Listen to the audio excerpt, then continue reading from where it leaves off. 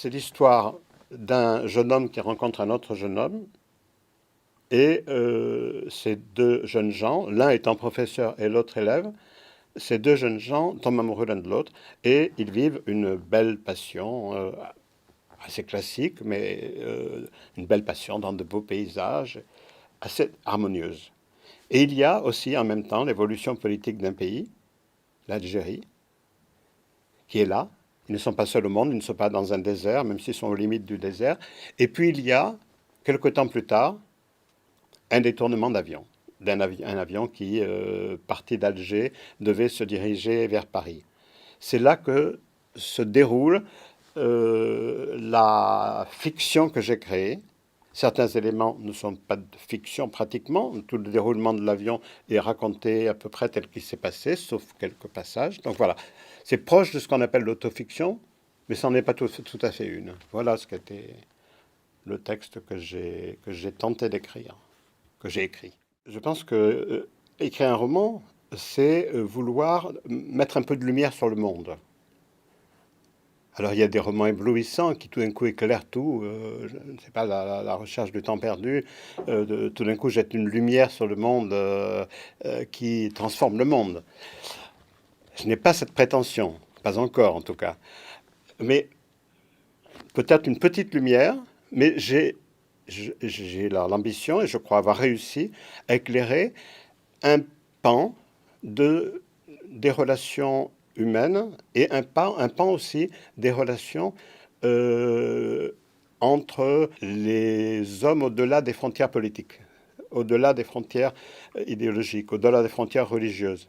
C'est là que se situe mon roman. Et c'était le sujet d'Entre deux rives aussi, parce qu'Entre deux rives, effectivement, c'est une autobiographie, mais une autobiographie que j'ai voulu dès le départ comme étant concentrée sur le monde arabe.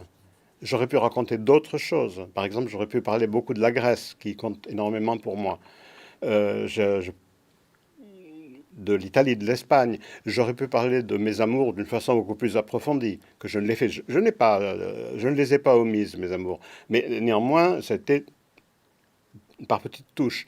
Mais j'ai voulu que ce livre permette de comprendre ce qu'était l'histoire des 50 des dernières années du monde arabe, mais non pas à travers un essai, mais à travers un, un témoin, un témoin plein de bienveillance, mais en même temps pas stupide, ayant suffisamment d'intelligence pour comprendre, et ce témoin se déplaçait à travers ce monde arabe, mais tout en se déplaçant, il en gardait la totalité en tête. Donc c'est ce que j'ai voulu faire.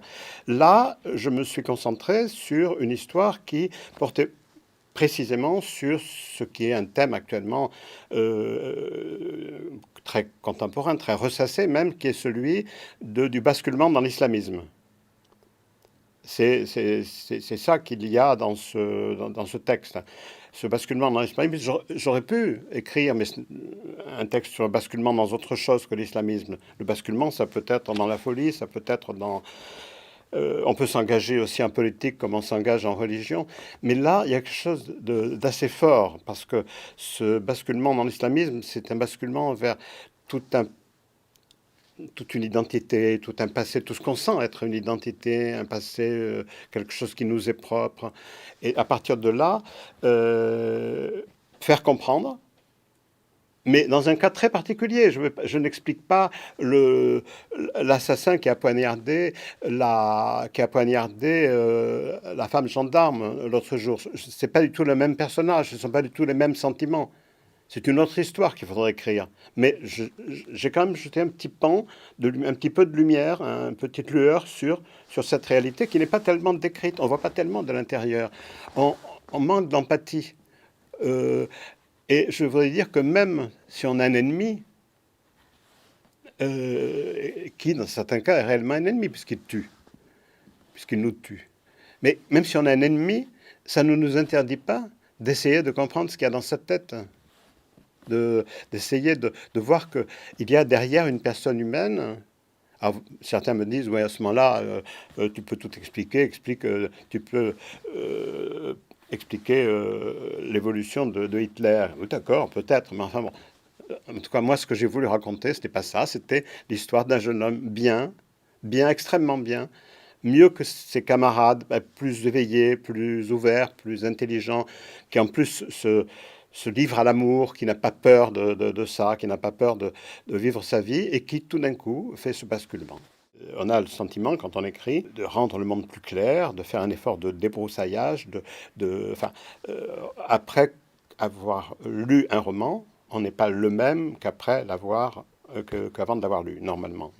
Sauf peut-être pour des romans très très superficiels. Mais bien sûr, en traduisant Alain Laswani, j'ai contribué à ça, puisque ça a permis aux Français, puis pas seulement d'ailleurs, parce que beaucoup d'Arabes, beaucoup de personnes appartenant au monde arabe m'ont dit avoir lu le livre en français. Hein. Beaucoup de gens sont plus à l'aise dans certains pays, par exemple le Maghreb.